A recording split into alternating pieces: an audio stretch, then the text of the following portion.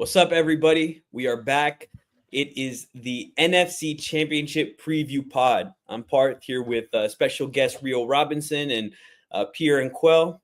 Pod number 87, the number of the actual Eagles tight end legend who was on the 2017 team, Brent Selleck. Shout out to you, Brent. How are you guys doing today, man? I got one question for y'all, man. Is it Sunday yet? I know, man. I've been asking myself all week, man. I'm waiting for it. I was just telling the guys before we got on. This is stuff that these dreams are made of, man. The opportunities that you look forward to. Yep. Of course, whoever love a dub to those who celebrate is the one and only Quell Performance. And we getting ready to talk some ball, man. Every time we mention the fact that it's the NFC Championship, my brain just kind of wants to keep saying, the NFC East Championship, because how the hell we get here with two NFC East teams?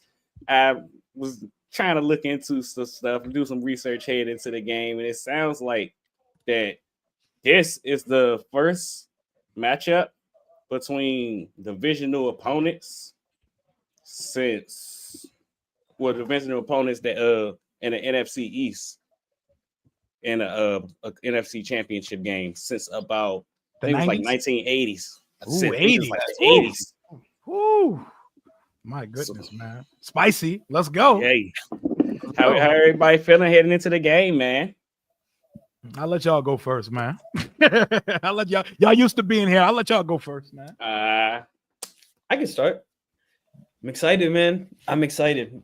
We talked about it all season that Eagles have this whole stacked roster. You've got all of this. It's honestly the opposite of the Commanders, where they're playing with house money. Mm-hmm. Eagles had to get here, man. Like we talked about at the beginning of the season. This is the expectation. This is what you need to get to. And through the trials and the tribulations of the season, ups and downs, everything, they made it here. And that's what matters. Now everyone has little things to nitpick. And on TV yesterday, they're talking about how Jalen Hurts and, his passing yards are not enough. And then, today they're talking about Josh Allen doing just enough to get the team to win. Hey, whatever. Everyone's got their BS agendas.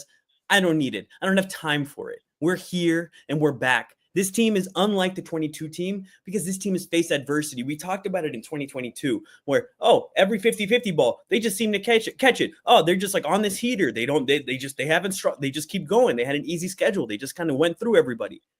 This year, we lost to Kirk Cousins. A team has never lost to Kirk Cousins and won the Super Bowl in history. Just like a quarterback has never gone and lost his first Super Bowl and gone back. But guess what? Nobody cares. Mm-hmm. Nobody likes us. We don't care. All right. The Eagles man. are back. 2017 vibes. Let's get the W and let's go to New Orleans. New Orleans. Talk to me, P. Man, heading into this matchup, bro. Third divisional matchup between these teams. I think it's gonna be a very physical, old school NFC East dogfight. We've seen the physicality between these two teams in the two matchups. And then with the Super Bowl, a chance to play in the Super Bowl on the line, I think it's going to be even much more heightened.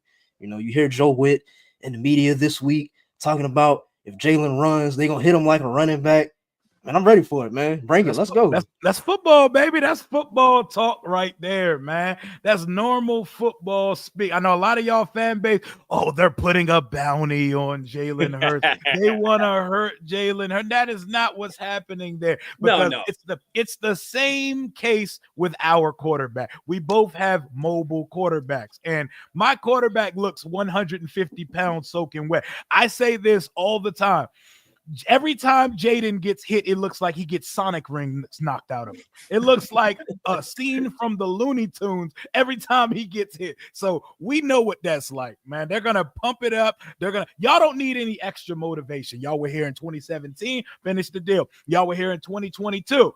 You finished the deal, and y'all got off a little easy in the NFC Championship round because y'all knocked all the quarterbacks off the field. They had to change the NFL rules for it because they got Christian McCaffrey and George Kittle throwing passes in the NFC Championship. But all the pressure in this game is at you guys' feet. It's all on you guys. Y'all can't let the startup program with the rookie quarterback come to the link and punch a ticket in his first year. No rookies ever started a Super Bowl before. Y'all can't be the first, You're on the opposite side of history. I know how Philly sports fandom is. I know how Philly media is. A lot of backs are going to get kicked in if y'all lose this game. Y'all got to win this game. And we played with house money for a little bit, but I think we've established at this point we should be here. Like we have a good coaching staff. We have a transcendent talent at the quarterback position, and we play a structured game that you can line us up with almost anybody in the league. If we're playing our game, we can win. We can win, and they're moving goalposts each week. It was just Tampa Bay. Even though Tampa, we saw y'all versus Tampa in the first round last year, wasn't the same thing. And then we go up to Detroit, 9.5-point dogs on the road, Ford Field, number 1 seed, best season ever for the Lions. We go up and kick their backs in, and they tell us, but all these players are injured. No. I don't want to hear that. I don't want to hear that because y'all picked us all to get smoked last week. We went down there, we handled business, and here we go, staring y'all down in the NFC Championship. After we played y'all last and Jalen Hurts got knocked out the game, and Jaden walked y'all down for 5 touchdowns. Someone, I don't know who it was on my team, someone told Saquon Barkley, somebody has some balls. They said, we're going to see you again in the playoff. And here we are, 1 game, and the winner is headed to New Orleans. Let's get it. I think you said it best, though. You guys can beat almost anyone. Mm-hmm. Now you're going to beat a real team. Mm-hmm. Now you're going to beat a real team. And we've already done so. Let's go. Let's go. Not the full team. Not the full team. You beat Kenny Pickett, brother. Let's quarterback. Let's simmer down. Number 1 defense in the league getting walked down 5 times by a rookie. I would CJ was CJ there? I hear you. Hold the on. Other 10 guys were. A faulty ejection. The other 10 guys were. This is the best way to view this. This is how I've been thinking about it always. At least how I see it is. You just said last week y'all walked into Detroit, walked down the number 1 team in the NFC, as you did, rightfully so. 5 turnovers off that Detroit offense. 5 turnovers. I think that's a season half of that Commanders defense. I think that's about a third of our total season turnovers. Yep. But that's wild. I guess my question would be is if you presented that same opportunity to that Commanders team, 5 turnovers from that Lions team on the road, but there's no Jaden Daniels. You got Marcus Mariota. You think y'all take advantage of that opportunity with 5 turnovers? Yeah. You mean in that last game? Oh yeah. No, this thing is like the difference in this game. Our quarterback carries us. Our quarterback carries this team. So if Jaden goes down, we can fight all we want to. We're not going to win that game. We're not. But y'all have the best roster, if not the second best roster in the NFL. So Jalen Hurts going out with a 2-possession lead with the best defense in the league to boot, y'all should still be able to hold on to that. We're the only team that's beat y'all in the last couple months. Yeah, again, because you lost your quarterback, your run game is impacted from losing your quarterback, and even then, he still broke one on you guys. And then you guys get a couple good calls, and we're missing one of our best safeties. 5 touchdowns. 5 touchdowns. So the Eagles scored on y'all too. It's not like y'all just like dog walked us. Our defense isn't good. Barely. Y'all needed to get to the last second to beat the backup quarterback of the Eagles. And we won. We won. And we won the game, right? Barely. Hey, so, barely. And not to mention, if Devontae Smith doesn't drop that ball, we're having a totally different conversation. I mean, I could go back to every Super Bowl ever and say, if this guy would have caught the ball here, if this guy wouldn't have intercepted the ball at the 1 yard line. I mean, y'all played against no quarterbacks in the NFC Championship 2 years ago. Y'all are the last team I ever want to hear talk about a quarterback being knocked out of the game. Y'all got a free ticket to the Super Bowl. Y'all got me quarterback in the Niners. So if y'all didn't apologize for going to the Super Bowl against Geico, we're not apologizing. But guess what? You know what? If you want to play it that way, what happened when the Eagles played the Niners with their quarterback the next year? They lost. So maybe the quarterback doesn't matter. I'm talking about a specific game. We're going back and naming different games. My point is if we're talking about 2 different games against the same team, once against the backup, once against a starter, we're talking about the Eagles and the Niners. Well, the Eagles won the first time when the Niners quarterback went out. The Eagles played them the second time when the Niners had the quarterback and they lost. So maybe the quarterback does matter. I mean, the quarterback definitely matters when you don't have one in the NFC Championship game. That's that. But I y'all think didn't the quarterback apologize matters to no any one. week. What week does it not matter if you don't have a quarterback? You want to win the game every week. Every week is a different game. Absolutely. You need your quarterback but every I'm game. just saying it goes two ways. You can't say, "Oh, you guys won because Hurts was out the game," and then y'all punched the ticket to the But Super Bowl. we're not talking against about the new 2022, quarterback are we? Okay, but We I know am. that it was fraud. But I am. And the team So got keep there, the but same whatever. energy, and keep the same energy then. That's all I'm saying. I'm keeping the exact same energy, and I'm telling Keep you it. that it For does what? matter when you have a does. quarterback. It That's all. does. That's the same And- energy. You're not keeping it, bro. No, he scored 5 touchdowns on your defense, and you talk about CD Gardner-Johnson like he's Ed Reed. He's not. He was holding y'all before, and then all of a sudden Yeah, you're forced the getting more turnover. possessions when we're turning the ball over, and we don't have our best quarterback, our best player on Hey, offense. just like we It's got gonna to be stop different. your best player, you got to stop my best player. He walked you down 5 times, and it happened. It happened. You got to live with it, brother. Y'all It lost. happened, and we still almost beat y'all. Yep, You and can y'all have the are 5 still touchdowns, but y'all almost. needed the backup in, and then y'all needed to be lucked out with the Devontae key dropping word. the ball. All I heard was almost. Nothing else you said mattered because almost is the only word that does matter. You lost the game. So then what happened in the Accept first it. game? What happened in the We're first game when both Okay, when y'all when beat the us. I'm quarterbacks not were gonna there? cry about it because I don't move like Philadelphia Nobody's Eagles fan. Nobody's Y'all move moving real like that. We're slow. just telling y'all. Y'all Y'all are still- coming here first year, you're relevant in God knows how many years. Yep. This might be the first NFC Championship of your entire life, and you It come in here talking It crazy. It is. I'm not talking crazy. I'm saying we can win this game, and I'm saying we've moved on from the regular season. Your fan base is still moving around like a bunch of hoes, still crying about the time we beat y'all. We're here We're not now. crying about it. We're just letting y'all know because you come You're in here crying talking. right Oh, now. we beat You're Philly. crying we right beat now. Philly. You're You beat crying Philly right now. with the best You're quarterback crying out. What are you right talking now. about? You're crying right now. Am I All crying? right, Sounds so- like you're crying No, because it's I'm your good. first I'm NFC good. Championship. We're You're about to good. get We're belted good. ass. We're good. So- You're crying right now, but I expect All this from right. y'all though. All right, So and I'm let's crying. go. I Okay. expect this from you. Let's Mhm. start I expect it. from you're the not, top. You're not used to this. I don't blame y'all. It's That's okay. cool. First time. Y'all First got to be time. the starter in the NFC Championship this time. This ain't Case Keenum and the ghost of Brock Purdy and Josh Johnson. That's okay. Hey, That's man. okay. We're not scared. Y'all got to show me. We already So- showed y'all with your quarterback, but don't worry, we can move on Yep, and we got the other one. without the let's- quarterback. But it's okay. Mhm, We're mhm. yeah. All right, Let's- we let's done start at crying the now. top We can here. actually talk about the game or nah? No, you don't Hey. want to. You tell me. My boy crying right now. Yeah, he's Let's here do it. whining the whole time. He's crying. He's crying. Yeah. All right, so here we Let's are get into with it. Jaden Daniels, man. Jaden Daniels will be the Struck a first chord. quarterback selected in the top 4 of 59 quarterbacks in the draft era who will start in a championship game in his freshman year. I mean, his first year in the league.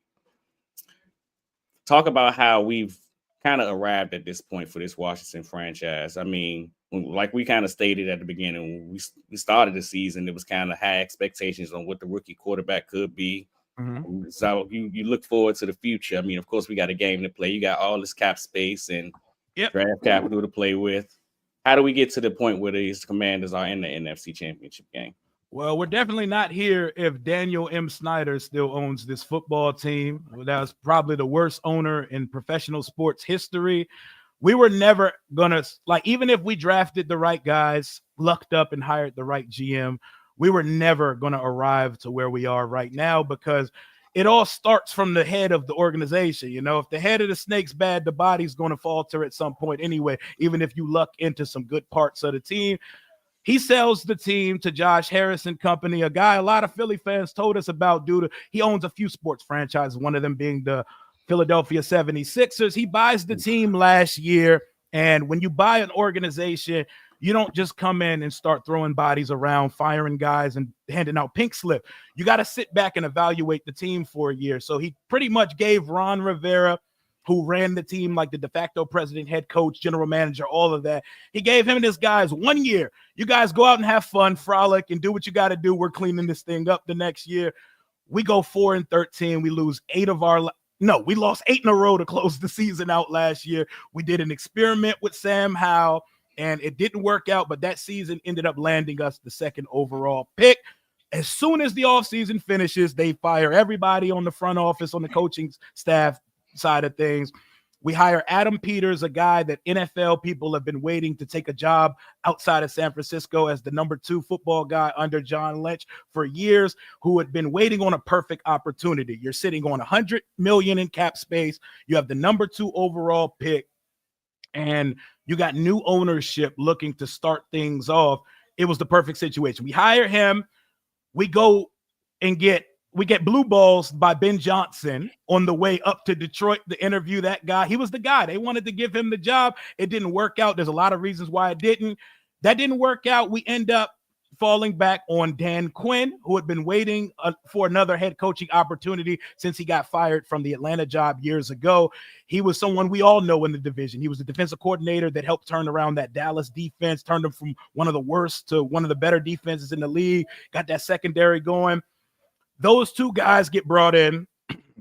They go out in free agency and sign 25 players. It's almost unprecedented to see that many signed. Like, we were signing like 4 players a day for like 2 weeks. It was crazy to see it happening. And people are like, what are they doing? They're signing the 2017 Pro Bowlers. You're looking at Zach Ertz, Austin Eckler, Bobby Wagner. Then we hit on guys like Frankie Louvu, all pro in his first season here. We bring in Tyler Biadasz. We bring in Nick Allegretti, a reserve lineman for the Chiefs. He ends up being our starting guard over here.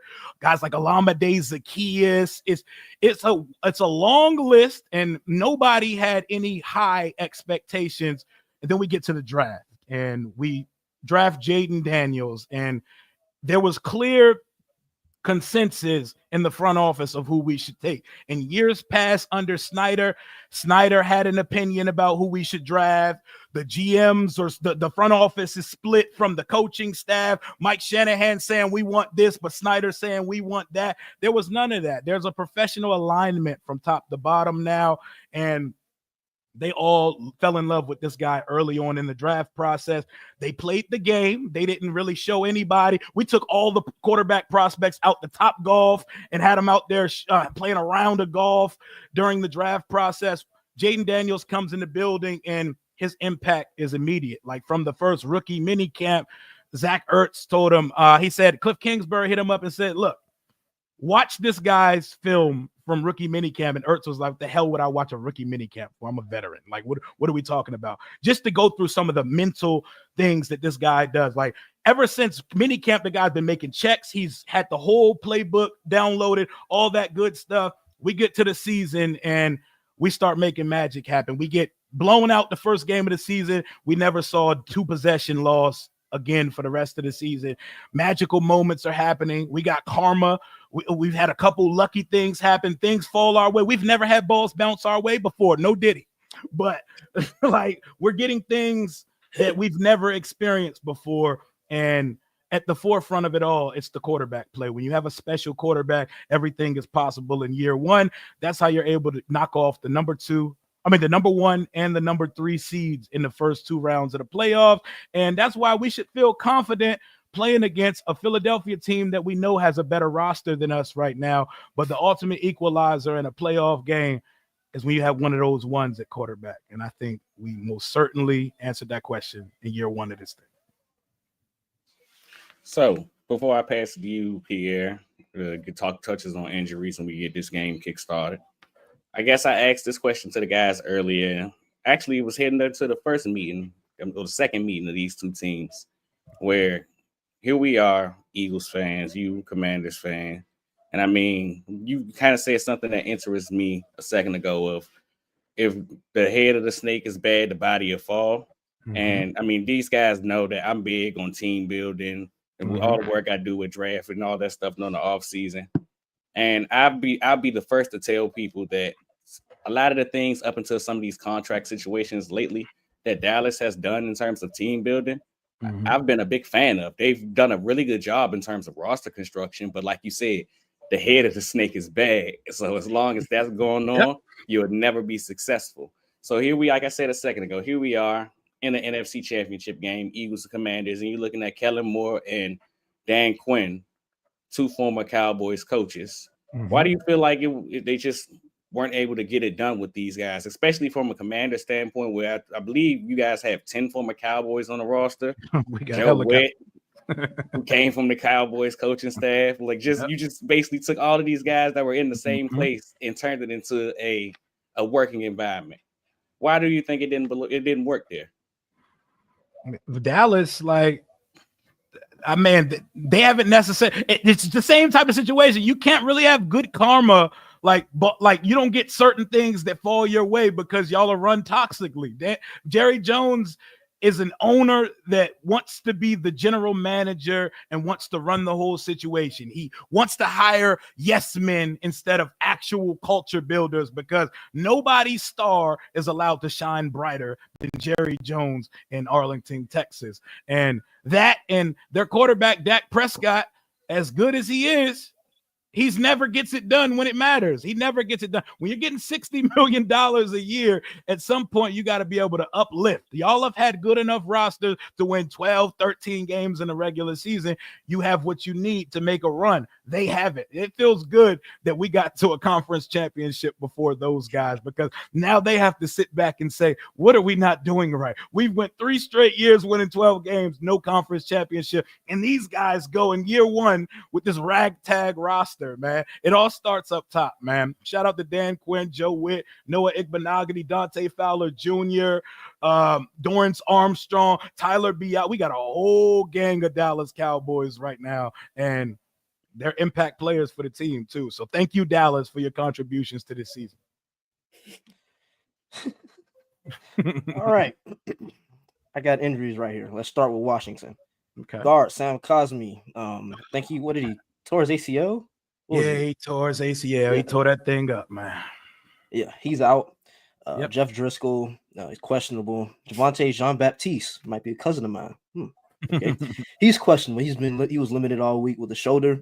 Deron Payne. I saw this earlier today. It's very interesting. He hasn't practiced all week. He has a knee. It says knee/finger. He's questionable.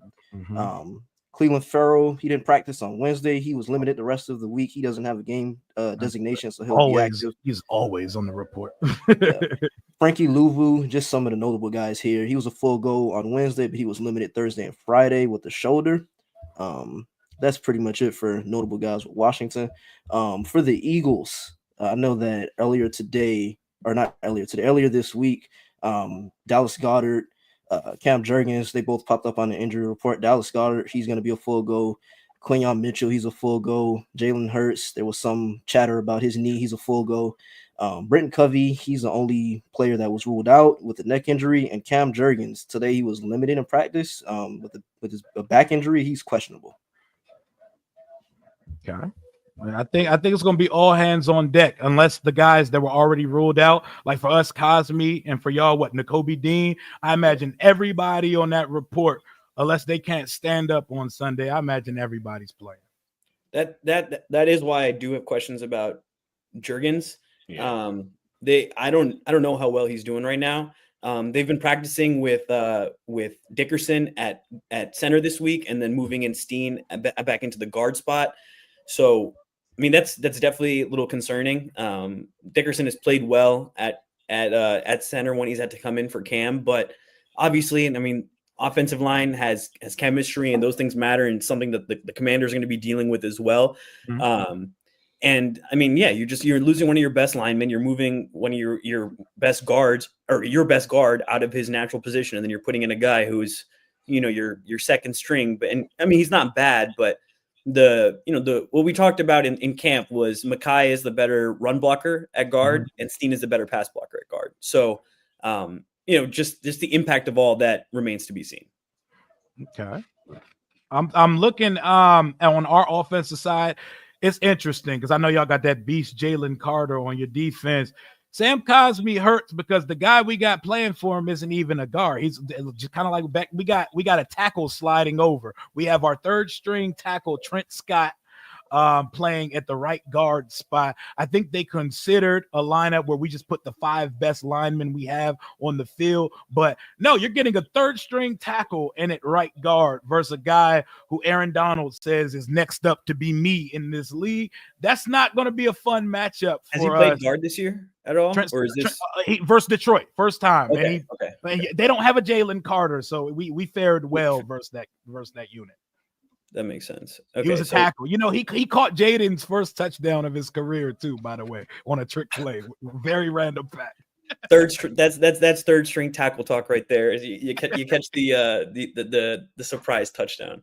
Mm-hmm. No, yeah, and that injury is big for you guys because that first Commanders game, even though the Eagles won, that was Jalen Carter's worst game of the season, I'd say. And after that, it felt like he flipped a switch, but Cosmi handled him that well, and he knew how to play him well. So that's definitely one to watch. And then Pierre mentioned it, but Quignon's good, so that's big on the outside to have him back. Slay, I don't know if everybody saw the articles, but he's preparing for this to be his last game in Philadelphia. He might play one more year, but he doesn't think it'll be here. Shout out to Slay, man. I know we've had a up and down relationship with Slay and some of his antics, like his Micah Parsons pod, but all in all, man, he held it down here. Damn good corner, brought back good corner play to the Eagles, because God knows we were in the shitter for years, man. There were some tough years. Shout out to Byron Maxwell, man. Thank you for stealing all of our money.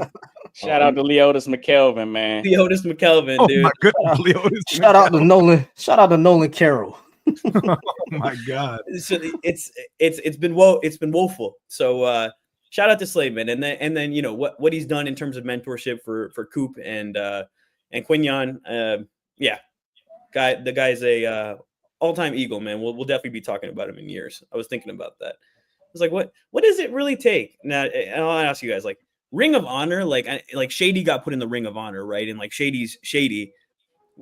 If and I'm not looking past this week, but like if Slay is to leave here with like a Super Bowl ring, do you think like he got an All-Pro here, multiple Pro Bowls, and then just the impact of the player, right? What do you guys think? Is there a case to be made there? I definitely think there is, just because, like you just talked about, our history at corner over the past decade hasn't been the best, right? Like, I don't think it's a stretch to say he's the best corner we've had in, like I said, over a decade, right? So if, he's able to, again, not looking past this week, if he's able to, leave here with the Super Bowl, I think there's definitely a case to be made for him in the Ring of Honor. Yeah, man. The Super Bowl, I think a Super Bowl, if he can get there, will be the deciding factor. Yeah, I would agree. Otherwise, damn good Eagle, man, and definitely someone will be, you'll be having some beers with your friends and be like, yo, remember that game where Darius Slay shut down Justin Jefferson and had more touchdowns than he had touchdowns? Electric stuff, dude. So shout out to Big Play Slay. How much gas you got left? Slay a dog, man. I like listening to his podcast too, man. I like hearing players. What do y'all feel about players having? We don't have any players on our team with a podcast. Does that bother y'all like it bothers some fans? We're very much in the middle. Like podcasts, like fine, I get it. I'm sitting here podcasting, like I'm not any better, you know what I mean? But when they start podcasts, like when Slay and Micah did that podcast, and they're just talking to my bro, like, come on, dude. They say a lot. They give up a lot of information. They're just yapping, bro. And I'm like, y'all are on two rival teams. Like, this is supposed to be a big rivalry. No. Like, Michael's like, yeah, but the Eagles are like this. And then Slay's like, no. Like, we need to bring back hatred in sport. Like the way we were just yelling. That's why I love this game. That's what I'm saying, dude. Like, we had more rivalry right here than they have had on the field, bro. I need y'all to feel this like I feel it. Yeah, we need to bring back hate in sports, man. I think the negative on it is when they do it during the regular season. Like if players had podcasts and it was just an off-season thing, I think it'd be different. I think we'd have like a different perception of it versus when it's the regular season and you're having players from your team's rival on your pod. It's like, what are we doing here? Yeah, y'all beat us last night, man. What are your thoughts? right. Y'all really beat that ass last night. Like, how'd it feel? Oh man. That joint is hilarious. Bring hatred back to sports, man. That is something I'm always on board with. I want them to like. I want to see Michael Crabtree and Aqib Talib, bro. Like that was football, chain snatching football. Justin Jefferson has like 4 chains on. Why has nobody snatched his chains? I don't know, man. Yeah, man, they used to knock T.O. off the star back in the day, man. What happened to the game that we love, man? It was beautiful, man. Oh, my God. Too much kumbaya, too many jersey swap. Like send each other the jersey later. Like, we don't have to hold it up for a camera op. That's what I said. I was like, I get it. You can be teammates, and you have all that. Save it for later. Save it for later, bro. I don't need y'all talking about before the game. We're going to do a jersey swap, bro? Come on. Have a competitive spirit, and then talk about the jersey swap later. I digress. But all right, let's get into this matchup, man. Let's do it, man. Let's Half touch hour in. Commanders. Yeah. Let's touch Commanders offense versus this Eagles defense first. Just as a bit of an intro here. This Washington offense, they're operating at a really high level right now. Jaden Daniels, he's been flat out amazing, quite possibly the best rookie season for a quarterback of all time. Just offensively, schematically, they do a lot of everything. They want to attack vertically. They do some RPO stuff, some of the little funky pony package stuff. And the biggest thing that sticks out to me watching them, they do a lot of stuff out of like similar formations, right? And Yep. you also can't forget about Jaden in the quarterback run game. So just as big of an intro. Yep. So for me, this is probably the biggest. Clearly, it's probably easier said than done, but this probably, at least to me, this is the biggest side of the game. What does Vic Fangio have in store? How do you? I mean, I've talked about it all season long. Playing a team 3 times ain't easy because at some point you got to throw your haymaker, and once they seen your best punch, it's on tape. So you got to be prepared to show some kind of differential. Now, for me, I mean, with the Commanders' offense, I mean, of course, it seems as if they start with the rushing game. They only pass the ball on 60% of their snaps, which is 20th in the league. On first downs, they try mixing it up. They're about league average in terms of how often they throw the ball, 48%. But on neutral downs, they head back to the run, 48%, which is 28th in the league. Now, what stands out to me about that, because the first question I have about this Eagles defense against this Commanders offense is, how do you keep them out of plus situations, specifically on the earlier downs? Because we know that in the late downs, the 3rd and 4th downs, that Dan Quinn has shown he isn't afraid to go for it. I believe the number was them at 81% in terms of 4th down conversion percentage on the year. 20 for 23 on 4th down, and we've been going like crazy in the playoffs right now too. So just how do you plan on keeping them out of basically manageable situations in the 3rd and 4th downs? Now, for these Commanders rushing attack, I believe that a Commanders running back has gained a positive EPA on 46% of their rushes, which is 2nd in the league. So, again, trying to keep them. I just spoke about how often on neutral downs they're run the ball early in the down. They try to use the pass to set themselves up for rushing situations. But the big kick on that is in 3rd and 4th downs. I believe Jaden Daniels has 41 rushing attempts, and 22 of those have resulted in first downs. So again, keeping them out of situations where his legs can be a factor there. 100%, dude. I mean, we talked about this the last time they played him, and they talk about it every time they play a mobile quarterback. You got to play 2 plays, right? You got to play the first, whatever their route combinations were, and then you got to play the scramble drill too. And it's funny because he's with Cliff, but Jaden really just feels like supersized Kyler, where he just he can throw it all over the field. He can run it like Kyler, where he's kind of got that bad toddler run too, where you're like, all right, get over here, dude. But he's just kind of like escaping out of everyone's grasp. And I was listening to the Philly special today, and they were talking about Cliff and Kyler and coming here with Jaden and the difference that's been there. And Sean Syed was just kind of saying it's the things that Jaden can do. And thinking about it, a lot of times, like we talked about how Kyler never throws over the middle of the field, and Jaden doesn't have trouble with that. And it had me kind of thinking about the height conversation we've had about even Jalen and how, like, just having that sense of the passing lanes in the O-line where you're not like a 6'5", 6'6" quarterback just seeing over everything, but you're tall enough and you're able to see those windows and make those throws. I think Jaden does a really good job of that. And so the Eagles just have to be playing complementary football like they have been, and especially in the secondary. Now that you're missing Nakobe, that's big. Nakobe was really big in stopping the run, not on one thing, but he was also just very invaluable in the pass game and just knowing where things were and communicating on defense. Bond did a good job of that in the last game, but there's going to be more communicating that's going to be here. There's going to be window dressing that comes on with these plays from Cliff Kingsbury. And so, keeping your rules straight and with the secondary, making sure they're continuing to pass off in the correct manner. Because I think we'll probably see a good amount of zone just because like we talked about, Jaden has that rushing ability, and if you can kind of have everyone have their eyes on him, it's a little bit easier to play that. And then the other key is like, I kept thinking about this because there was that play where Jalen Carter, he switches with Nolan Smith and he gets that sack on Matthew Stafford, and he's like, "Thanks for trusting me," and he's like, "Don't worry about it. It was an awesome moment and everything like that." Mm-hmm. But they can't do too much of that this week, man.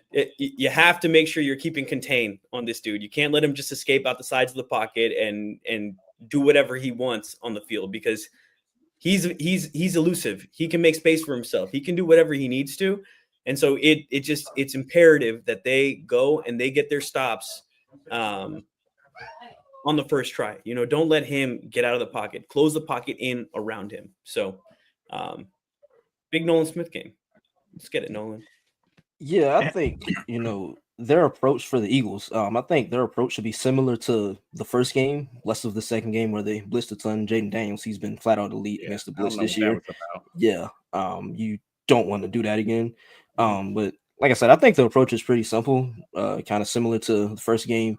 You do your coverage stuff, and you win with that. You disguise your shells, and you depend on execution of your guys on the back end to be better than Washington's guys at receiver. Of course, Terry McLaurin, he's the big name at receiver for Washington.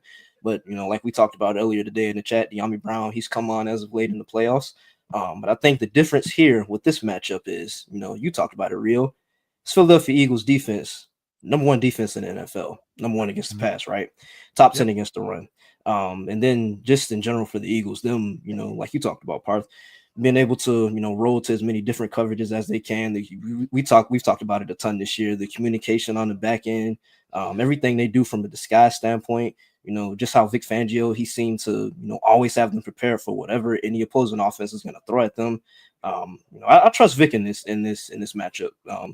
Quell, like you talked about, Vic's plan as far as what he's going to do, defending Jaden Daniels. I think when you have a coordinator like Vic, who's been around for 20, 30 years around the game of football, who has access to as deep a Rolodex of schematics and coverages and everything like that. To me, I think that's where the onus should be placed, right? I think that gives the Eagles a leg up in this one. And I like all the points that you guys made. Like, this offense is very interesting. Like, I feel like when you see the difference between Cliff with Kyler and Cliff with Jaden, you can't speak enough about the difference in cerebral ability and the difference in height. Like with Kyler, you have to create passing lanes for him to have clear throwing places to go with it. Jaden is just under 6'5". Like, that boy is big. See, he's every bit of 6'4". He ain't got no weight to him, but he got some height. And he totally understands. Like, he has the whole playbook downloaded, no wristband, none of that. Like, this dude knows everything Cliff wants to do, and he's empowered to make checks and call things around.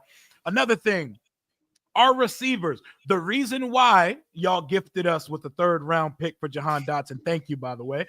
The reason why Jahan didn't fit with this new coaching staff is because he's soft. He does not like contact. If you get your hand on him at the line, you won. And he doesn't block. Our wide receivers are asked to block. Like, they got to be nasty. Like, for example, the Terry McLaurin screen pass touchdown versus the Detroit Lions. We have a bunch receiver formation, except our bunch looks different than most bunches. We got them hugging the sideline. We got them hugging the way out there, hugging the bound. You know what type of disadvantage that puts a defense in when it's a 3-on-2 instead of matching with the 3-on-3 on that side. And what the 2 front receivers of that bunch did was they parted like the Red Sea. They made their blocks. Terry goes between them. All he has to beat is Kirby Joseph in a foot race, 62 yards up the field. Cliff does a lot of things like that. We run normal formations, but we remix them a little bit. We like to play with our running backs rotation. We like to put Eckler and B-Rob on the field at the same time. We could throw it to either of them. We could fake it to either of them. We could pass it to him. Eckler, Eckler was our whole offense the first game we played against y'all in Philadelphia this year. He was the only receiver for us that first game. Jaden was still dealing with banged up ribs. He was second guessing his ability to move around. I'm not even going to give it an excuse, but he was I could see him in a usual weeks where he's taking off. He was thinking about it. And y'all linebackers were catching him. Defensive linemen were catching him. And Vic Fangio had Jaden in the matrix the first time we played y'all. The second game, the difference also was we had a lot of possessions. You know, the more chances you give this offense, you give them a chance to heat up. That's why the 5 touchdowns were able to happen. Like, y'all forced 5 turnovers, but we also had 5 scoring drives. You like to hold the ball for time of possession. We like to hold the ball for time of possession. No team has possessed it for 26 minutes on us in the first 2 playoff games. We're a weird team where we somehow dictate time of possession even when there's no running game established. We dictate it off of dinking and dunking sometimes, just matriculating the ball down the field. And as soon as we pass the 45-yard line, you have entered 4 down territory. They're not even thinking about it. Like, if it's 4th and less than 6, I've seen us convert 4th and 11s. I've seen us 4th and 9s, 4th and 8. They're playing on the first 3 downs to have it manageable enough for us to go on 4th. We just got our running game from our running backs back last week. It had been weeks since Brian Robinson looked good. Brian Robinson gave us a month of duds from December until last week, but they woke up a little bit. When we're at our best, it doesn't matter which back is in the game. We're getting effective touches. That could be Jeremy McNichols. That could be Chris Rodriguez if he's active, Brian Robinson, and Eckler. We don't have a dominant back. Ain't no Saquon on this roster. Our leading rusher is the quarterback with 891 yards. You know, we don't have a 1,000-yard rusher on this team, but we spread the ball around. Like, we found a way to go vertical on y'all. We didn't take any shots in Philadelphia. Like, y'all had us so shook. Y'all had Cliff Kingsbury with the extendo training wheels on the first time we played y'all. The second game, they was like, we got to take some shots today. We were able to find Terry vertical on Quinyon and got him isolated in a one-on-one. We were able to get Slay on De'Ami Brown, who ended up getting knocked out later in that game. Olamide Zaccheaus in a coverage bus up the sideline. We were able to find ways to spread your defense out and go vertical on them.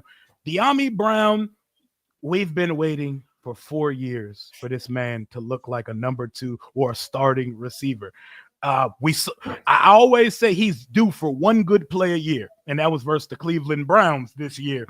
But in the playoffs, something's clicked. I don't know if it's that his contract is expiring, he wants to be back here, but him and Terry have been co-number 1s in these first 2 playoff games, and we've been dying to know if we have a second receiver. Noah Brown, he did as good as he can earlier on in the season as the number 2, but there's nothing dynamic about Noah Brown. De'Ami, we could throw him screens. We could take him deep. He finally has a refined route tree. He's running guys over, and he caught a pass with fingers in his eye last week on a beautiful post pattern from Jaden, flick of the wrist throw. Playoff De'Ami is something y'all should be paying attention to, because we actually have something on the opposite of Terry that's actually providing a threat for us. And then there's someone you know well, Zach Ertz. Zach Ertz has somehow turned back the clock. No yak Zach.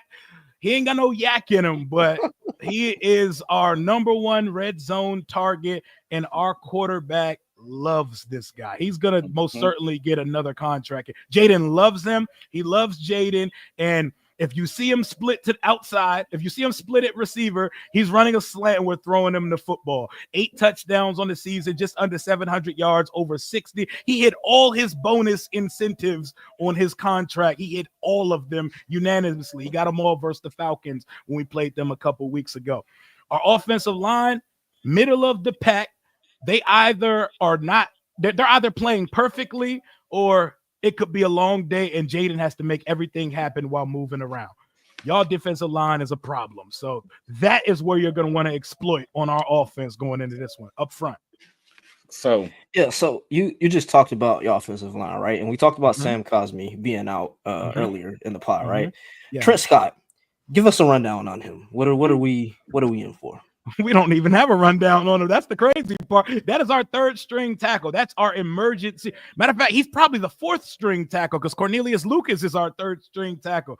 The most we've seen of Trent Scott is coming in as on a jumbo package to catch a trick touchdown in the first touchdown of his career from Jayden Daniels. But he came in last week for Cosmi and he kicked ass. Like our offensive line gave Jayden seconds to throw all night. We didn't get sacked despite the fact that they were blitzing us all night. Oh, that's another thing. Went up front without sending extra rushes. Jayden is terrific versus the blitz. That guy knows he can identify where it's coming from, even if it's disguised, and he always has an emergency escape plan if the blitz comes.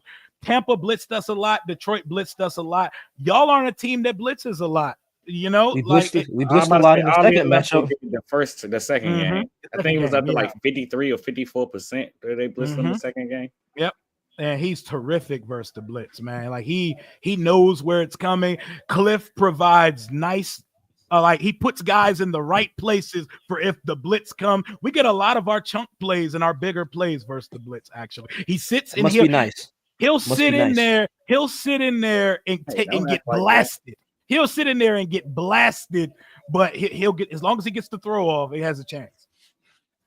So I guess from what you guys said, well, first to give you a oop about with the Zach Ertz love that you gave, Eagles legend, of course. But like you said, he loves him. He absolutely loves him in the red zone. I believe he's been targeted on 25 of 87 routes running the red zone. Yep. I think that's the team high 20.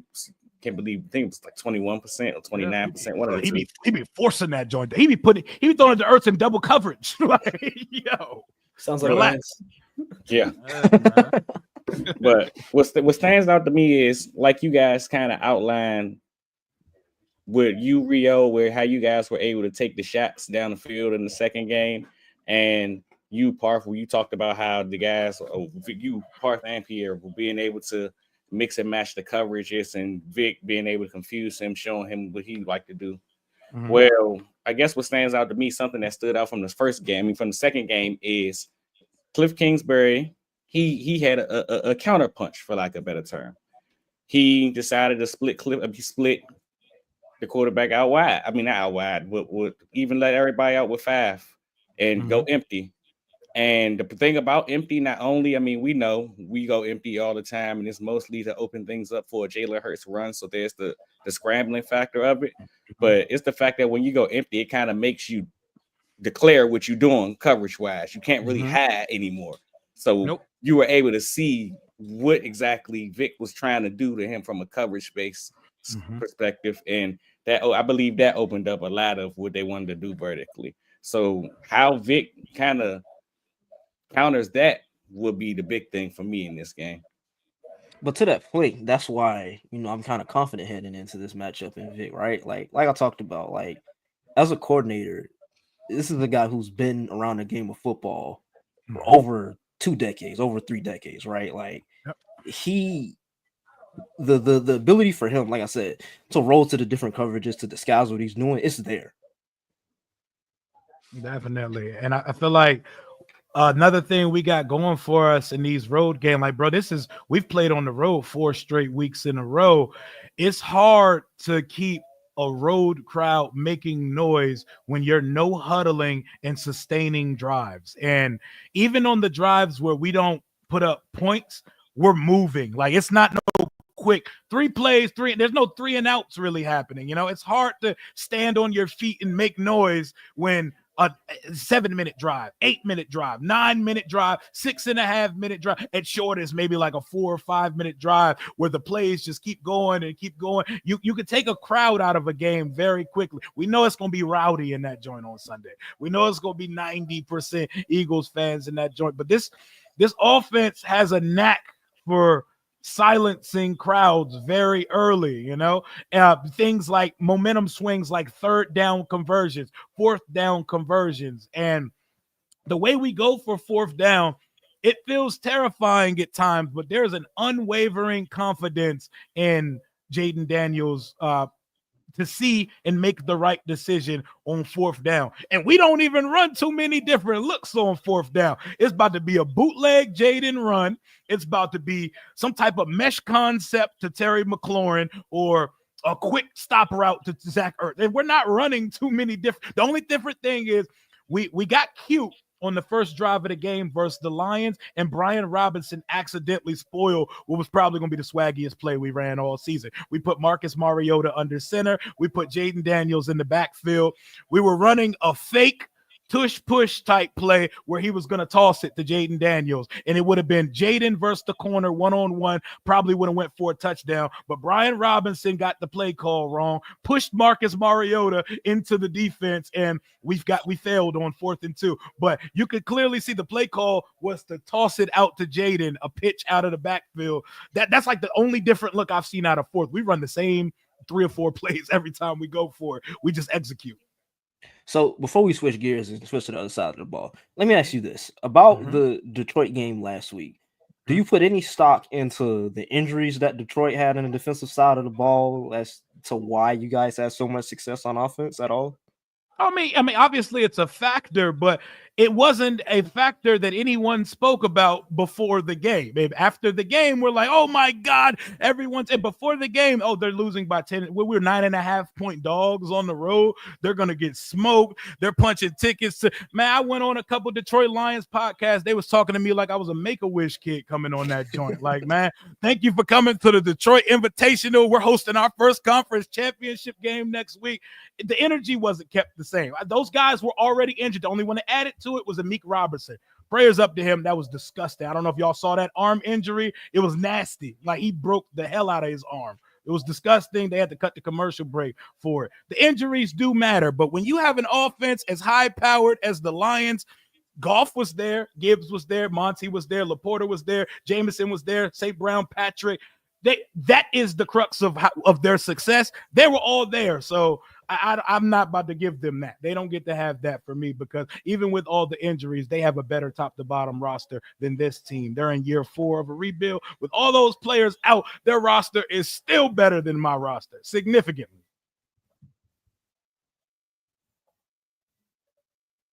Quell, you're muted. Well, you're on mute, bro. You're muted. So as we move towards the opposite side of the ball, this Commanders defense against this Eagles offense. I've talk to me, Rio. I want to know what's the real perception, because I seen you on Twitter. We popping it a little bit. what's the real perception of the man under center behind for this Philadelphia offense? What are your real feelings of this guy? Okay, I'm gonna talk to you about Hurts too, and I'm gonna give you a quick synopsis of our defense.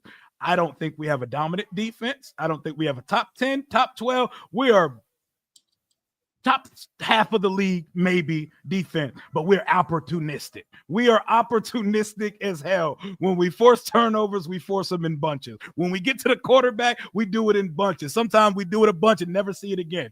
But speaking of your quarterback, Jalen Hurts, I think Jalen Hurts is a phenomenal leader. I think as far as dual threat abilities, he is one of the best quarterbacks in the league when it comes to the balance of running and passing the ball. I think character-wise, I think that's his best trait, is that dude could lead anyone into war with him. He's one of those guys that you strap up and you believe in. I think Jalen Hurts today in 2025 is a limited passer. I think he's a limited passer, and I think he is very fortunate to have Saquon Barkley in the backfield, accounting for like 2,400 all-purpose yards, because I know what he's been capable in the past of doing through the air. I watched the man with my own 2 eyes outplay Patrick Mahomes in the Super Bowl. So the ability is there for him to pass the ball. I don't think he's a good, consistent passer now, and our best opportunity to win this game on Sunday is to make him beat us with his right arm. Thoughts? You kind of got the Aura Man stuck over there. I was kind of expecting Aura Man to do a response. Y'all go ahead. Y'all can go ahead. I'm okay with y'all thinking that, because at the end of the day, I think you're right about how they have looked. but I don't think that's what the Eagles are capable of. And you said it yourself. It's what we saw in 2022, and obviously that was a long time ago. But we've seen flashes of it this year. And honestly, if you ask me, it's not Jalen that's the issue as much as it's been some of the play calling that's gone on. If you're asking me, I know you're happy to have all the Cowboys on your roster. I want every Cowboy on my roster the hell out of here. I hate them. I hate the coaches. They're not good. Miles Austin, Marco Murray, Kellen Moore, get out of my city, dude. I can't stand it. It's nonsense because it's just been so underwhelming this year. Just seeing Kellen Moore at all the other stops. And now, there's something to be said about the Eagles and adopting their run first persona and those types of things and the meshing of Nick and Kellen and that has a lot of things that goes into it. But you can be a run first team that still can have, some just basic level concepts. Like I go back to this every week, and I'm sure people are tired of hearing me say this. We don't see mesh. Like we won a Super Bowl on mesh, and we don't see it. And we have two receivers who would dominate coming off mesh. We've seen them dominate with mesh, and we just don't see it. And if you look at that safety, right, from last week, we're at like our 4-yard line or something like that, 5-yard line. We're calling a 7-step drop, really, dude, with like a 5-7 yard in the snow, and he just got injured the drive before. It's just some of the most like mind-numbingly stupid things I've seen. So I know the Commanders have just kind of, like you said, you don't really have like an identity. You guys are opportunistic and you just do things that work, and I can respect that. The Eagles have had a lot of defenses like that. We just adjust on the fly. We measure up our opponent. We get walked down a few times, and then we say, "All right, bet, let's play." Right. That's what we do. And so, what I see coming at this game is with the Commanders, we saw kind of a split. The first game they played more man, they played more zone the first game, and then the second game they played more man. Kenny played the second game. Jalen played the first game. I don't know which one we see, but we've talked about this before on the pod. If you guys play man, I'm wearing 11 for a reason, because it's not Wentz on you right now. It's not Wentz on me. That is not Wentz on me. I had one, man. I'm not gonna lie about it. I had one. I had the old duct tape. AJ Brown. So did I. And so I finally got myself a good one, but I'm wearing 11 because, if you guys run man coverage, Jalen Hurts might not be operating at the same level he has in the past. I know for one, I know damn well that he can throw a slant to AJ Brown, and I know that AJ Brown can get open on anybody on a slant. So against man coverage, Jalen Hurts is like the third quarterback based on EPA against man. And then when it goes to zone, he drops to like 22nd, 23rd in terms of EPA against zone. So if we see man, I think we can get what we want, as long as the Eagles just don't shoot themselves in the foot. Don't do stupid stuff like this. And that's why this conversation has been so tough, Rio. And we've been having this all year, where it's just what the hell is going on? Because like you said, we've seen Jalen Hurts throw the ball. We've seen him look really good at it. And then this year, and I know some of it can be like, hey, like Jalen, and we think some of it's coaching points, where it's like, Jalen, don't take any turnovers. We have this dominant run game. We have the number one defense. If we can control time of possession and turnovers, we'll win the game. And that's been a recipe to win. They haven't been forced to have to throw it. So, there's always just this question of like, oh, maybe, can they do it? Maybe they can, maybe they can't. And we just don't know. But I think that, and you guys have talent on your defense, but this offense has so much talent, and at one point, I do think that they tend to figure it out. And as long as this offense can just be complementary, get the run game started, and then throw in some play action, play the run off of the pass, play the run off of play the game, the run off of the pass off the run, and just play complementary football. Don't get stuck into one thing. And I think the Eagles can move on this defense. And as long as they continue, but then again, as I'm saying this, you said it yourself. They forced 5 turnovers last game. The Lions rushed for what, like 200 yards on you guys? Yep. Jahmyr Gibbs was killing us. They lost the game. And just like Ben Johnson, Kellen Moore always has that thing in his bag where he abandons the run. He will always think about it. Exactly. So that's where I'm just kind of like, if you guys just keep your heads out of your asses, don't do too much, don't do too little, the offense should be able to do their job this game, and I think the defense has the bigger challenge ahead of them, even though the defense has been the better unit for the year. Yeah, so to your point, Parth, just some stats here that I, did in the lead up to this pod. AJ Brown versus the Commanders since he arrived in Philadelphia. First game, 8 catches, 97 yards, 1 touchdown. Second game, 5 catches, 65 yards. Third game, 8 catches, 130 yards, 2 touchdowns. Oh, that's Emmanuel Forbes season right there. That's Emmanuel Forbes right there. He got his name all over that one. Well, yeah, fourth game, 9 catches, 175 yards, 2 touchdowns. First game this year, 1 catch for 7 yards. And the second game this year, 5 catches, 85 yards, 1 touchdown. All that to say, I think that this is the formula for the Eagles, right? Like, we talked about it last pod. I won't necessarily say that they were constructed to play this way, but at the same time, when you add a running back the caliber of Saquon Barkley with this offensive line to a quarterback that's a +1 in the run game like Jalen is, I mean, you're gonna lean on Saquon, right? Mm-hmm. Now, I don't think that necessarily means that the passing game should be expected to take a step back. Like, I'm a Jalen guy. Quell just called me the aura guy. I'm a Jalen guy. I'm one of the biggest drum beaters for Jalen, I like to think, in the Eagles fan base, right? So I will say, the guy can play better, 100%. He can be better. Thank you. At the same time, like, even if you go back to last week, the opportunities were there, right? Yep. Drop passes. Yeah, like we talked about, the talent is clearly there in this passing offense. It just comes down, like I've said, week after week, it comes down to them executing. That's the main thing, the execution. And again, like you just said, the weather. Keep in mind, you don't call for snow this week. Yep. I'm expecting the passing game to get back on track. I just gave y'all all those AJ Brown stats against the Commanders. I'm expecting that connection to reappear this week. It's been too long. They're due. It's just and AJ was complaining about the snow last week, and he's a Southern boy, bro. You're not gonna blame him too much, but yeah, like they're gonna figure it out, dude. They, like, as much as we've seen regression to the mean on the other side after 2022 of them losing some of those 50-50 balls, they're due for progression to the mean. I do have one question though. Like, it's been working for y'all. Y'all have lost one game in the last couple months of football.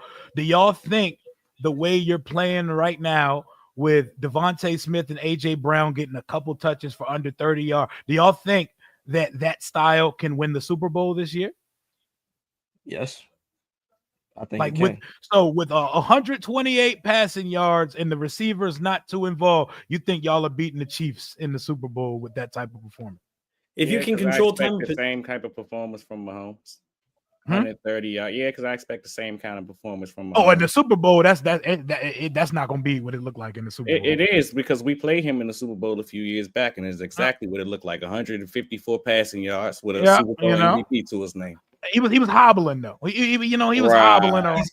He's got the hobbling now, bro.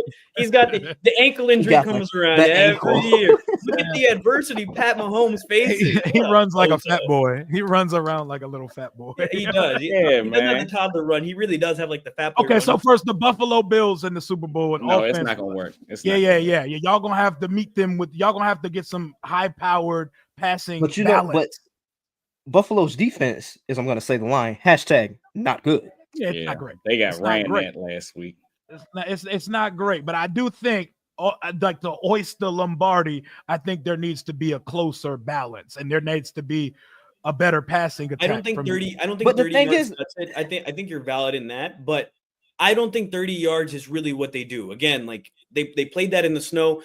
Matt Stafford had 300 yards. They talk about that. Matt Stafford could have had closer to 400 yards if they caught all the balls that he threw, right? So the conditions were tough for everyone to catch the ball. I mean, last week, if Dallas Goedert's screen doesn't get called back, Devontae catches the ball where he got targeted, and AJ catches one of his passes, the passing game's over 200 yards, right? AJ Brown all of a sudden has an 80-yard game.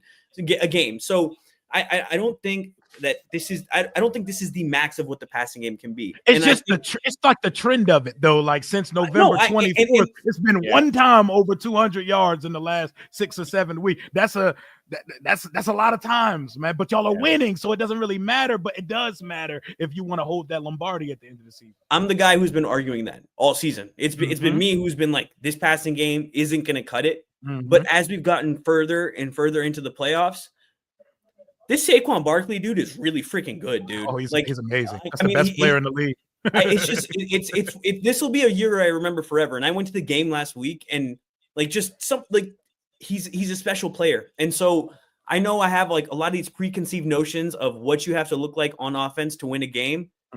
But this team can be different, and there's always a team that changes things. Peyton Manning won a Super Bowl, and obviously it was years ago, but he won a Super Bowl with less than 150 passing. Doing nothing. That was awful, bro. Right? So it was awful, but right at the end of the day, rings a ring, right? And this is coming from a guy who's been complaining about the passing game all year. Like, bro, I'm telling you, these guys have been on my ass about like, bro, we're winning, and I'm like, it's not enough. It's not enough. I'm mad, but at the end of the day, in the playoffs, I don't give a damn how you win. As long as you win the game, make it ugly the way you want your defense to dictate the terms of the game on their terms. That's how I feel about this offense. You let them know we're running the damn ball. Stop us if you can.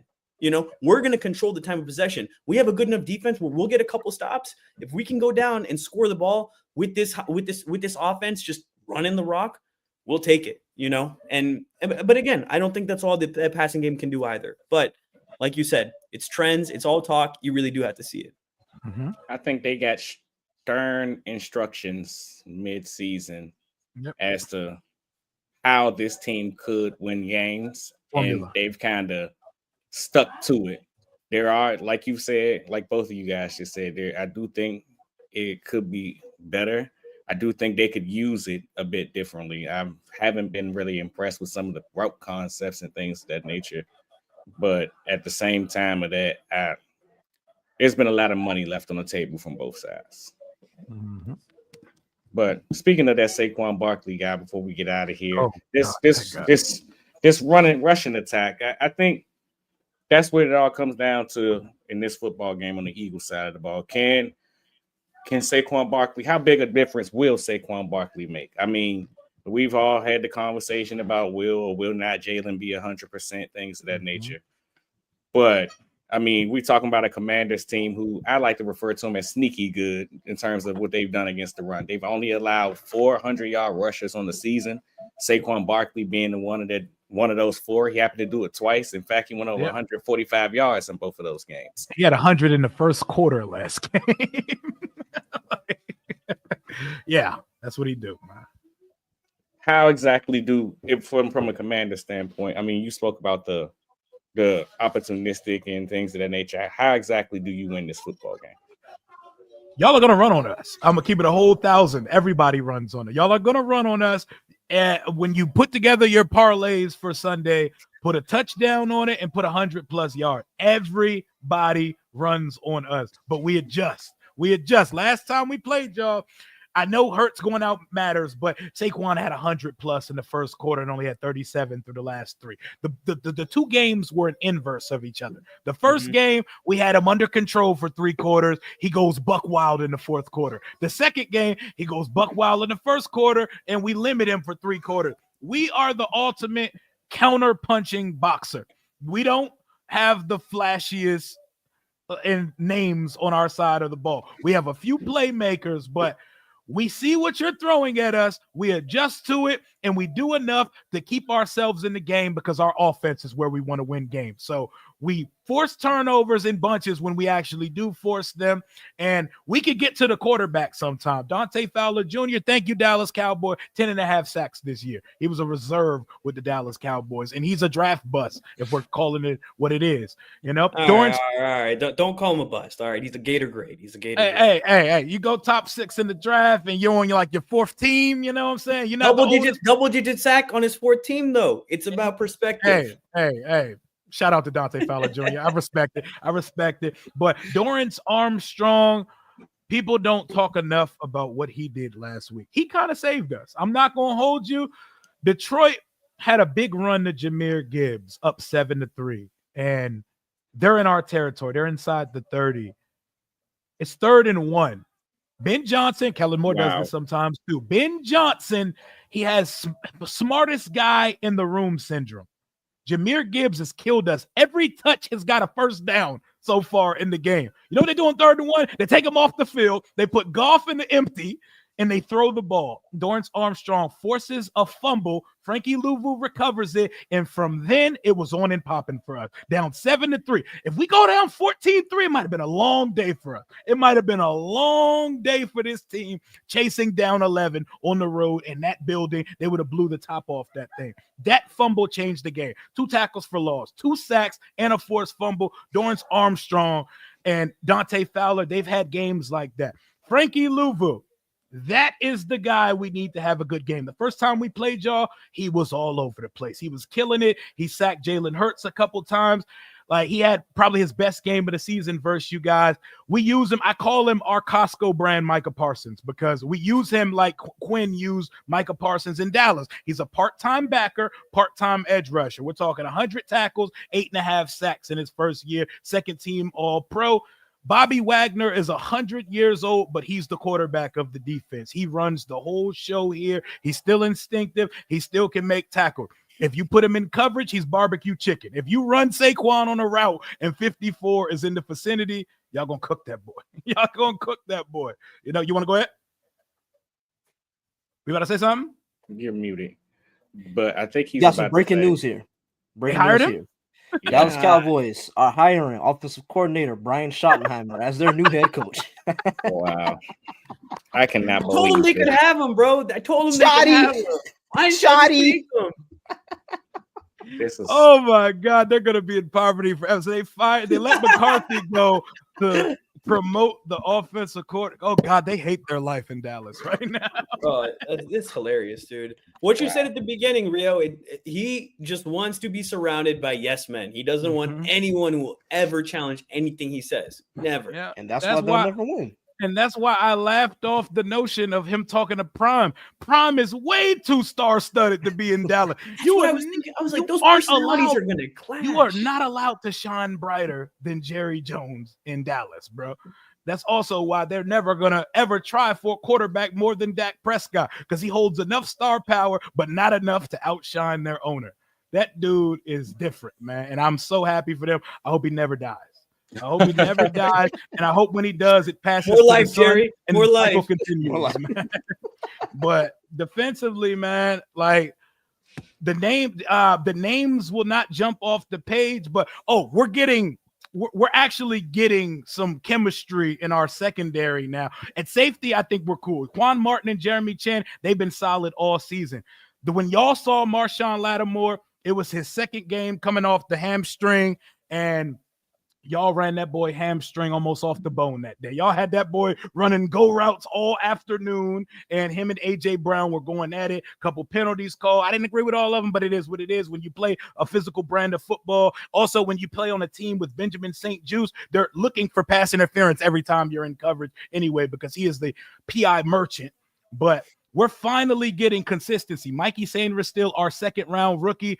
Oh my God, what a game he had versus Detroit last week. 2 interceptions. We run him in the slot. We run him on the outside. We've asked him to do far more than you need to ask a rookie cornerback that we drafted to be a nickel. He's a starter on the outside opposite Lattimore. I don't think we have to play the follow the receiver around situation this time. I think they're going to be static, glued to one side, try to win your matchup. And we're getting some consistency there. But with our defense, we got to get to the quarterback. We're blitz heavy. We're sending it. I think we're going to see a lot of zone, a lot of blitzing, and we're going to not stop Saquon. We got to try to limit the explosives in the touchdowns. We got to keep him out of the end zone, and we got to limit the explosives. But he's going to get his, man. It's Saquon Barkley, bro. Best 2 players in the postseason this year, Saquon Barkley and my quarterback, man. So, yeah, I think for this Eagles offense, the key to the game is, stay ahead of the chains, stay on schedule. Mm-hmm. Like I said in the chat earlier this morning, man. Utilize a quick passing game, and like we talked about at the top of the pod, Joe Witt Jr. came out and said they're going to hit Jalen.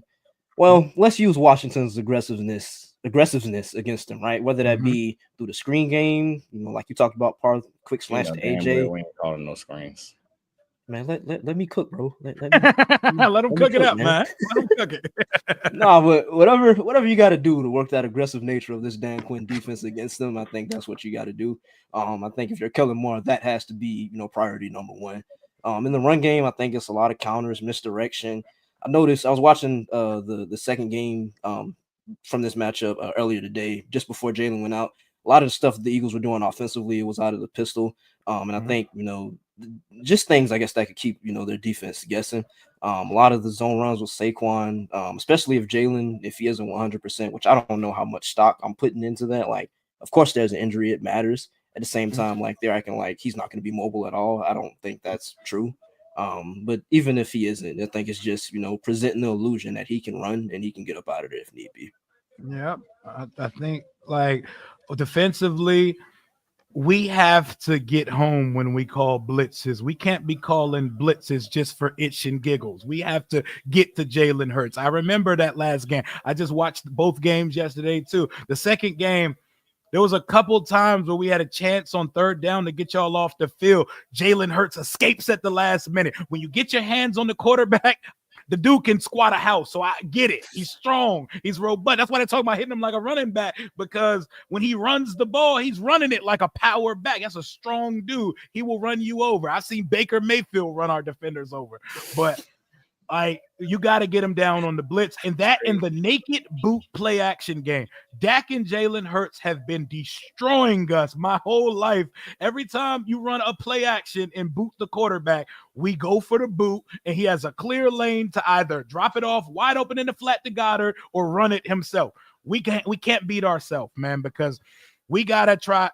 I think we gotta try to get the ball out of your hands. We gotta force a turnover or two, because the turnover battle could decide this one. It would be nice if we get some of that boot. I mean, we feel the same way. Kellen Moore just hates calling it. He don't like running it. No, and he called it for the first time after Jalen got injured. It's so odd, bro. God. Go on, Quell. My frustration. Well, as we get ready to move into making our predictions for this game, I guess my last point I'd say about this is what stands out to me is I think it's cool that you use the boxing analogy, how you guys are the ultimate counter puncher, because I've talked about for weeks with this Eagles team how they remind me of a great boxer. They wear you down with the jab. They want to take you down in the deep ends. And when we get in the rounds 8 through 12 is when they start to pounce on you, because they basically worn you down up to this point.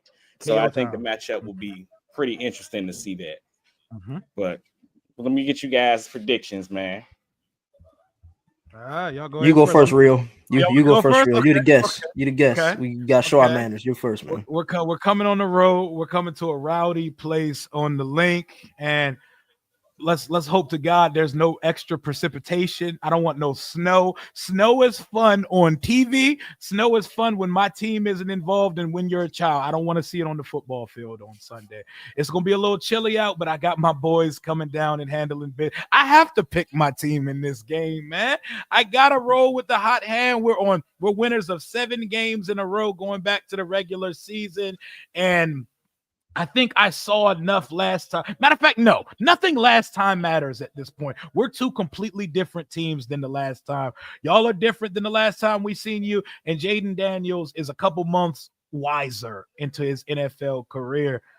Give me 30-24 Washington. I think we're going to put up 30 points on Sunday, because I think we're going to force 2 turnovers. And those turnovers, I think both of our teams are very good when they get a lead. I think we get a lead early and we make y'all chase and we out-possession y'all. And the time of possession is going to be, it sounds crazy, y'all being the dominant running team, dominating time of possession. But this team has a knack, even when they don't run it well. This team holds on to the ball. Like, next thing you look up, we had the ball for 9.5 minutes and you only touched it 1 time in a quarter. I think 30-24 and a bit of a divisional shootout type, but not the shootout as if the defenses are playing bad. Just shootout in what the optics and the final score looks like. I think we're seeing our first ever rookie go to the Super Bowl. I know I'm going to hear 3 things that go totally antithesis of what I just said, but I'm rolling with it, bro. 30-24 us. Be shameful if you didn't. Be shameful if you didn't. Hey, kick me off the show if I did that. Should I go? Go for it. All Let's right. hear it. I think the Eagles win this one, man. I think they're just on a tear this year. There's motivation. They've been there. They felt the defeat.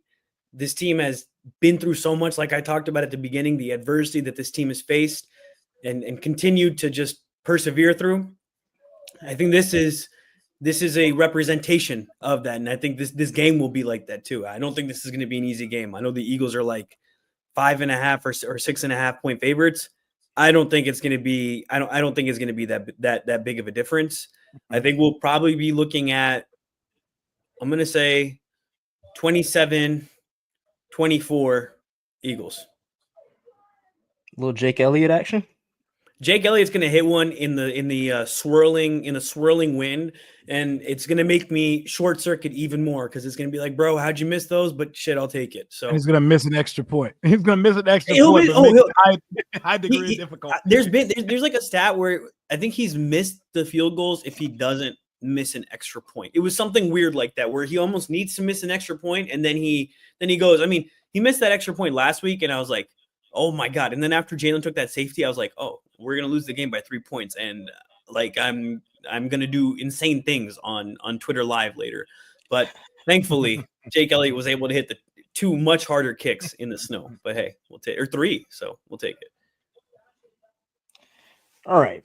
So this entire playoff run, I've used one word to describe how I felt about the Eagles games heading into all of their matchups. That word is confident. That feeling has not changed heading into this matchup. I think when you look at these two rosters, from top to bottom, the Eagles are the more talented team. I think the Eagles have the better coaches. I think, you look at this matchup, the best player in this matchup is on the Eagles roster. Washington can't stop the run. Saquon Barkley is quite possibly the best football player in the world right now. Yes. I don't think the Eagles are losing this game, man. At the link, with the chance to get back to the Super Bowl on the line, everything that they've gone through, like you just outlined, Parth, they've made it to the top of the mountain. They've tasted the defeat. I don't think the Eagles are losing this game, man. Give me the Birds, 33-17.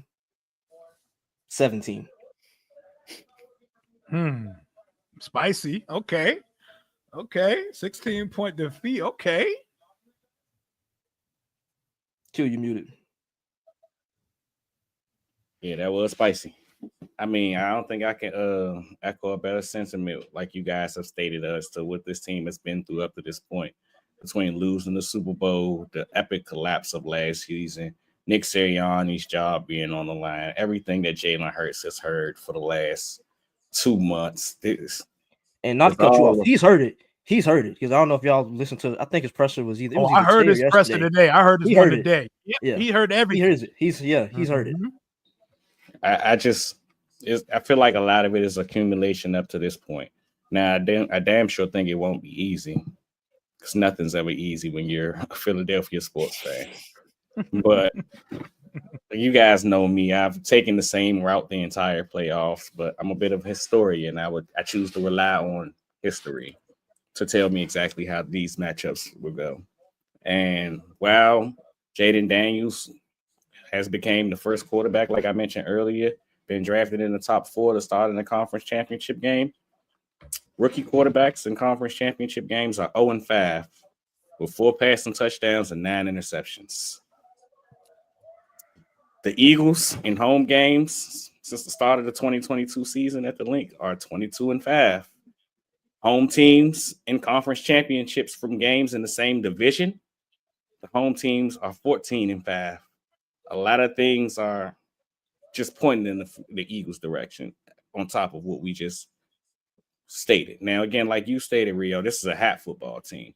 And I've heard a bunch of markets say sometimes at this point, it's just one game. And it's not like we're talking about a series. We just need one player to win one game. And Jaden Daniels certainly can do that. I like to put my stock in who we like to refer to as Big Zen, Big Fangio. And I think the Eagles will win 24-13. 13. Okay. I like it. Oh, y'all think y'all about to put the straps on us. I love this here. Can I get one question to the room before I go? For sure. What is the vibe in the environment in Philadelphia, fan base wise, media wise, if y'all drop this game to a rookie quarterback? There's going to be a bomb in Landover, Maryland. You better stop. They're going to call the authorities on you, man. Hey, man. Like, I just want to know what is going to be, how's the offseason going to go? What are the storylines if y'all lose this game? It depends how they lose. I'm about to say, it really varies. I mean, of course, you're going to go through that first week. The first 7 days, you guys probably want to tune in to all of Eagles radio and listen to every Eagles fans because you're going to get the typical overreaction that you get from Eagles fans. Who's going to get it worse, Sirianni or Hurts? Jalen. Probably Jalen. I hate that. Even though I'm critical of him, I hate that. I think it depends. I think it depends on how the game goes. I think if the passing game struggles, it'll be a Jalen thing. But if there's just like some in-game thing, or if Nick does something stupid on the side, like if just Nick brings the attention on himself, and to be fair, and this is actually like a great thing that Nick does is he willingly puts the blame on himself. You know, there's a lot of times where it's not even his fault. He'll make himself look like an idiot. There's been a lot of articles about that this year. We've called him out about it. Be like, dude, you got to have an answer. But you know, every guy on the team is just like Nick is. And he had a quote to Jordan Mailata where Mailata was like, dude, like you don't have to take this shit. Like you have a family too. And he's like, no, this is my cross to bear. I'm the coach. I take all of this so you guys can just go out there and play with freedom. So I think that even if they lose, I think Nick finds a way to make it about, you know, this is coaching or whatever, and he'll try to shade him. But Jalen Hurts also just takes criticism for winning games. Yes. So it's disingenuous to say that he's not going to take criticism. The only reason it would be Jalen is because ultimately everybody would have been proven correctly that playing style wouldn't have won a championship. Yeah, that's very true. I almost don't want, like, as critical and as jokey joke as I get about Jalen Hurts, he's too good. I don't want to see him go. I don't want to see him get his back kicked in like that. But I want to win this football game. But I know how rowdy y'all Philadelphia fans are, bro. Y'all gonna want to head on the stick if we win this game because y'all know y'all roster and team for team, band for band, y'all are better than us. Jalen and Nick are going to take the most heat. I mean, that's how it was last season. At least they made it to the NFC Championship this time. I mean, yeah. We ain't in this pod like this, brother. We ain't in this pod. No. I got something. I got something to end the pod on. So Rio, before you go, you know, we obviously all hate each other here, except Pierre, Quell, and I, because we're Eagles fans. Yeah, go Birds. We all hate Cowboys fans. So I wanted to just read out the quote from Jerry, real quick, and just see if anybody can decipher this, because I literally have read this multiple times and it does not make sense. It goes some word soup. Here we go. Brian Schottenheimer is known as a career assistant, Jones said. He ain't Brian no more. He is now known as the head coach of the Dallas Cowboys. That's the most Jerry Jones thing I've ever heard in my life. That's the memo. That is the Adam Schefter report, bro. Like I can audibly hear it in his voice. That's Jared for you.